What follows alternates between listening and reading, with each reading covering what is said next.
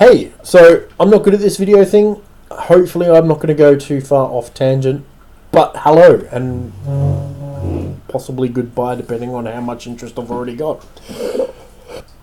Something interesting happened to me over the course of the last couple of weeks, and it has culminated in this moment.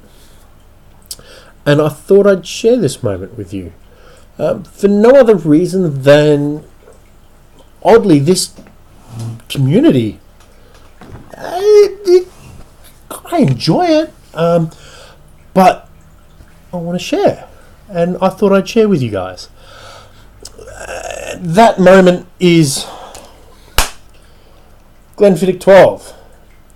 Now, unlike many people, I am not going to open it, or I'm not going to drink it. That's the last of it. That's why I'm making this video. So, this is the last of my Glenfiddich 12. And why it's an important point and why I wanted to share was I was asked recently about my whiskey journey. And it got me to thinking about a number of things. And then this moment happened. And this moment kind of means something, I guess. But maybe you need to know why it means something. First of all, my God, it looks like I'm going bald. Second, I've had a bottle of this in my collection for over 16 years. I have never not had a bottle ready to replace it for when this ran out. Except for today.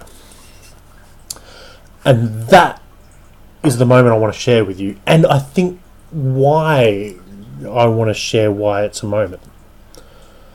So, in my whiskey journey, I fell in love with whiskey. I had some bad experiences, not in the sense that I'd imbibed too much and had something bad happen, but more the things that I was being exposed to whilst consuming whiskey. And I mean in a professional way, like nothing, again, bad. Wasn't doing whiskey the fair justice that it deserved, and I wasn't really enjoying it. I was going through the motions because these were things that were in effect professional networking meetings, thinly guised as whiskey appreciation clubs. Like I said, nothing bad, but it didn't leave whiskey in a good light. Even though I enjoyed it, I stopped wanting to explore it. And I drank some gin. So I drank gin for a number of years, but I always had Glenfiddich in my collection. Sometimes I would still have a drink, and more often than not, it was because when certain people came round, you would have a drink with them. And I always wanted to make sure that there was something there that they would like. It wasn't always about me. I wasn't always the selfish person that I am now. I'm not really. But that's the last of it. And how I got here, I think, is Daniel Whittington's fault. So, Daniel, you're to blame. But it's also all of you to blame. Because I don't have a massive vault to put stuff in. I don't have an excess of space. For a very long time, when I was out of home, I did. I moved back home when my parents got ill. I'm not far from them now. But because of this proximity, I am limited in space. And because I like to lead a certain lifestyle, it means that I don't have the facility to have a wardrobe, a shelf unit, anything. I have, in effect, a shelf on a pantry dedicated to my adult beverages. That has to share room. My whiskies need to share room with other things. Things like vodka. Things like your generic mixers. Things that keep my partner happy, like wine. they have to share space with my whiskies, which means that I have to either drink a lot to get a high turnover, share a lot, which is predominantly what I do, so that I can explore other things. But it also means that the 7 or 8 whiskies that I have at a time, I now got rid of the last of my staples. It means, in effect, once this bottle of Laphroaig goes, which is not far to go, but once it follows, I won't have a whiskey in my collection that I have not owned in the 2 years prior. It means that every whiskey in my collection hasn't had a place in this house before that 2 year period. And that is an interesting moment. And in that moment, I came to that realization that this community has more than given me the will to go out and try new things. And if you couldn't tell, I'm an Aussie. We're not the largest market in the world. We don't have the best range. What we do have is some fantastic products. Unfortunately, our local products, they put them at a premium price, which means that the cheapest of the Australian whiskies is over $100. Generally speaking, it's more money than most of the known whiskies. It's sad to say, but sometimes it's cheaper for me to travel to the UK and buy local products at Tesco's than it is to buy it locally here, if you exclude the airfare. But I digress slightly. I also spilt my whiskey slightly.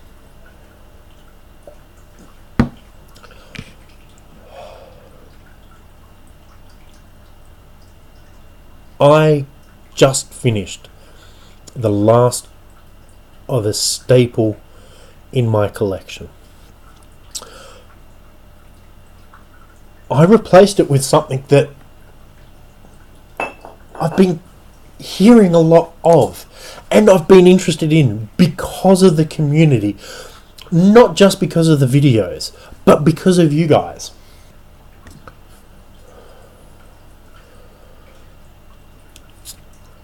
Like I said before, I'm in Australia. We don't have a big market.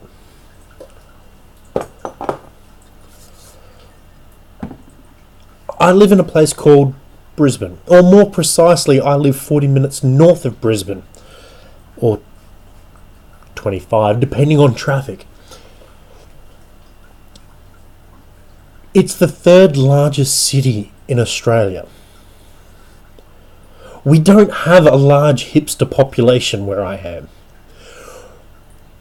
Our larger bottle shops, or bottle-os as we call them, we don't have a wide selection. We have things that are proven to sell.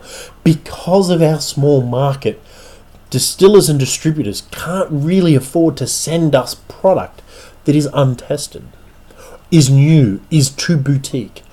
I don't think I've ever seen a Compass box, and it is a good selling whiskey from what I understand, but I don't think I've ever seen a Compass box in one of my local stores. I can go to one of the bigger stores and I have seen it there, but it's not exactly highly represented. It's hard to come by. And it's at a price that is relatively out of reach for me. And if I were to buy it, I would need to share it with a good 8 or 9 friends, because that investment, to me at least, is not an investment I can make for my own enjoyment. It is an investment that I would need to share.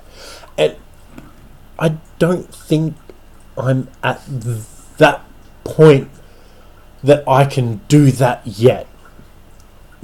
Mostly because I don't have those 8 or 9 people that I know would be as excited about it as maybe some of my online friends. 4 maybe, but not 8. But when I saw this, I grabbed it because, like I said, so many of you had been excited about it, had tried it, and had said positive things about it. And to you, I think it's something that you've been able to get for some time.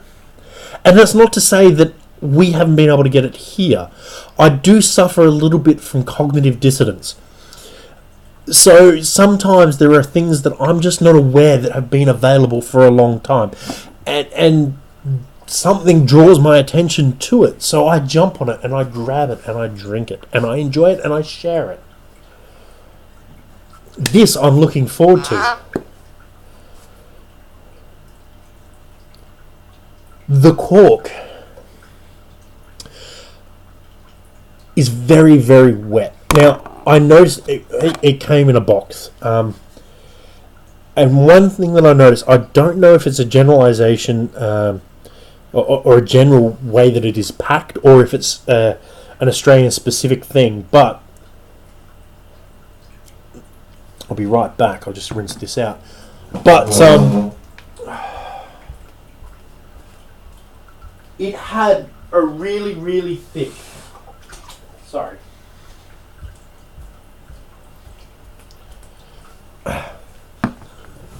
I did say I wasn't professional at the start of this, didn't I? But anyway, it had the normal cardboard box around the whiskey that you would expect, made from a thin paper stock, the sort that you would get on a book. But inside, it had a nearly centimetre thick corrugated card around it. Now, I don't know whether or not it's because traditionally we have 700ml bottles here, whereas other markets have a 750ml bottle. Or we just get special packaging because it has to travel so far. Or because the dude wearing double pluggers driving the forklift is a clumsy bastard. I don't know why, if that's normal or not.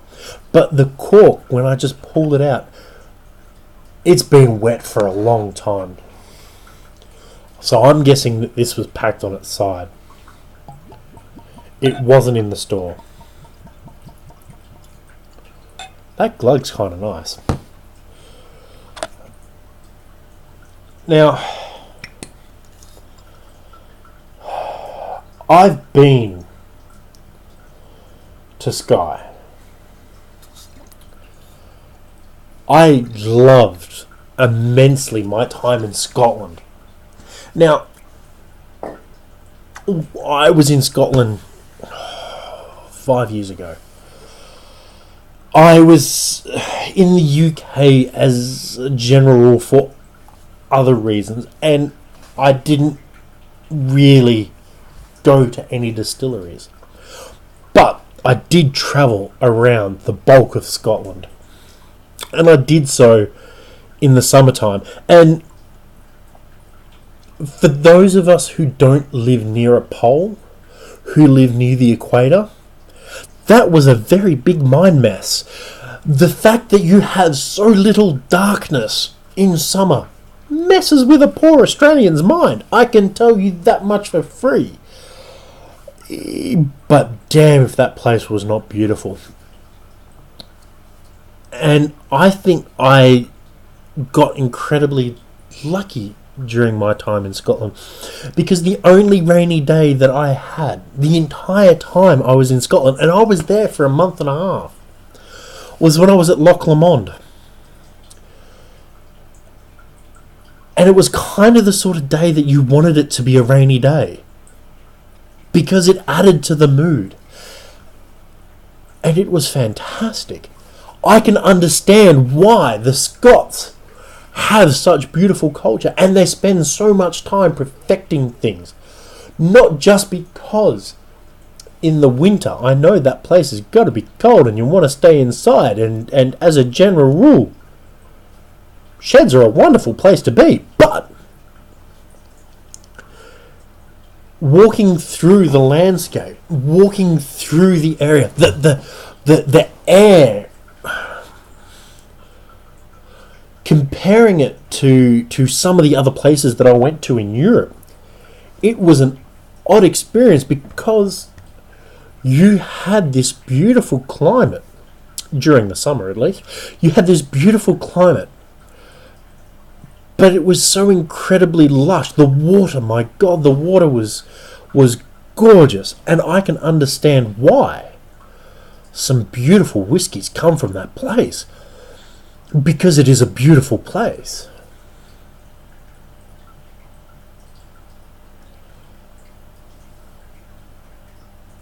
And the salt.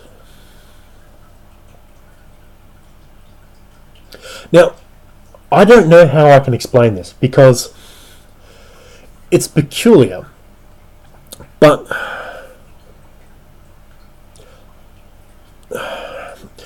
many Australians live in coastal areas of Australia. I've had the privilege of being exposed to very much inland and very much coast. I lived literally on the top of the cliff in a place called Fanny Bay in the Northern Territory for a long time. A long time for me, I'm an army brat, so a long time is more than 2 years, just for people's information. I've also lived in Mosman and Balmoral and things like that. I've had the joy of being exposed to what are some of the best beaches, hands down, in the world. Sorry, Brazil. And the salt air,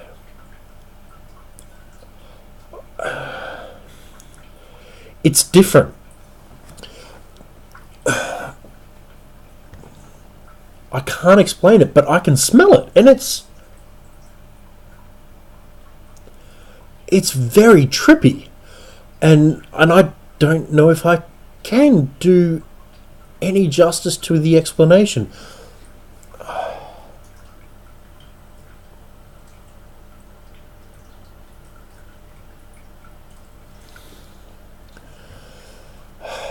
I guess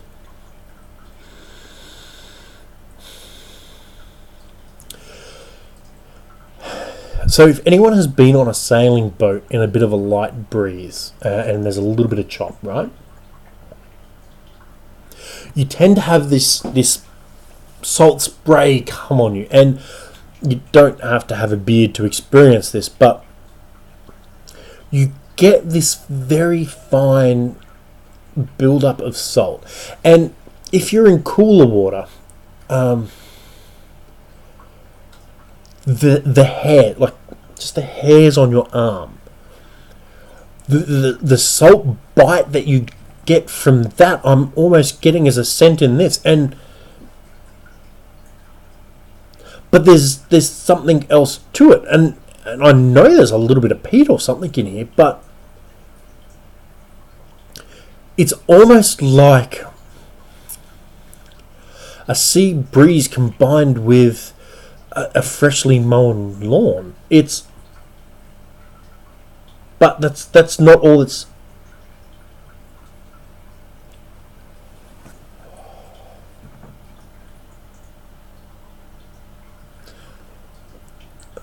This is the first pour I've ever had of this, and I'm not going to let you wait the whole time that I would normally know something.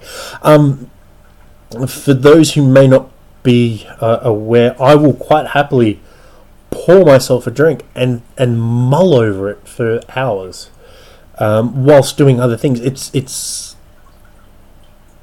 wow.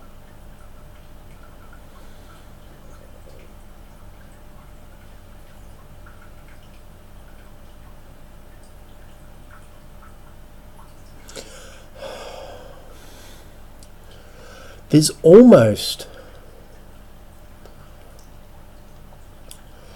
almost like a green jelly, which is which is bizarre because that's a very Asian flavor, like an aloe vera jelly sort of a thing happening.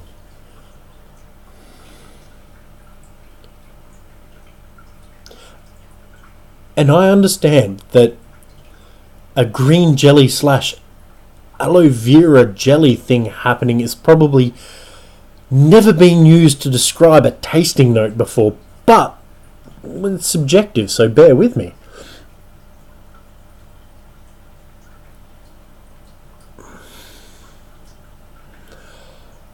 I can see myself enjoying this, and I can understand why some people get excited about it. And look, thank you for being the community that you are.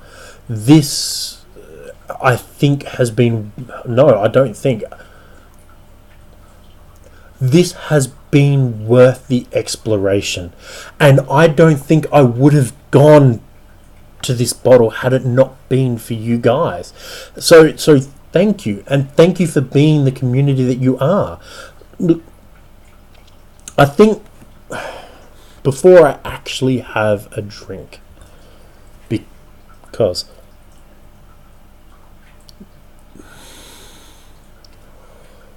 I'm probably going to miss people out in this thank you, but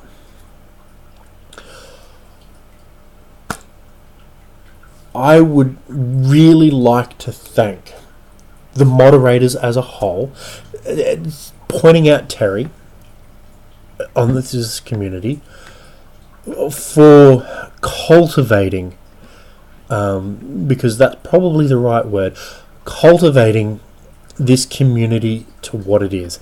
And look, I know that I know that I've made missteps, but you guys have done such a fantastic job of furthering and expanding what was a very small group of fans, and that core group are fantastic people. But I'd just like to thank you for continuing to cultivate the community as you have. So thank you. And Daniel, I'd like to give you a little bit of a special thank you, because without the marketing side of the school, I don't think I would have gone down that research for personal development, and I don't think I would have stumbled across this group at the time that I did. So I would have been a late comer, and I think that I would have been in a slightly different place, and I wouldn't have had some of the strong connections and met virtually some of the people that I have had the delight of meeting. So Daniel, I'd like to thank you for putting out a learning tool, and look at what your learning tool has done. But thank you for putting out a learning tool that has spawned a fantastic community. And thank you to all of the other whiskey channels that I know have inspired and given rise to many of the community coming in. Thank you to Rex for guiding the channel and I guess giving Daniel a more entertaining platform, as entertaining as the single whiskey review was back in the day. Thank you so much for being pushed in behind the camera and doing what you do, and your fantastic team. So thank you to you guys, and thank you, Roy, for asking the question about the journey, and I guess causing me to think a little bit more about it. It's a pleasure, sir, and I hope to have many, many more interactions with you all. And likewise, Josh, and Gretchen, and of course the Papa. I hope, hopefully, to have another hangout soon with you guys and all the rest of you absolutely fantastic and magnificent bastards. Well, I'm going to dive in now.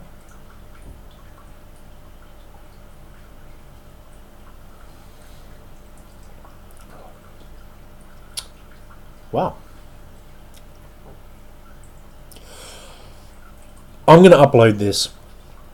It's a lot longer than I anticipated. My apologies for those that get this far. You're silly. If you enjoy it or whatever, do whatever. Otherwise, I think I'm going to be online a little while, and if you wish to comment or discuss or chat or whatnot, I think I'm going to be enjoying this for a good hour or so. Thank you to the community for letting me nerd and expand and explore. Thank you. I'll talk to you all later. Bye.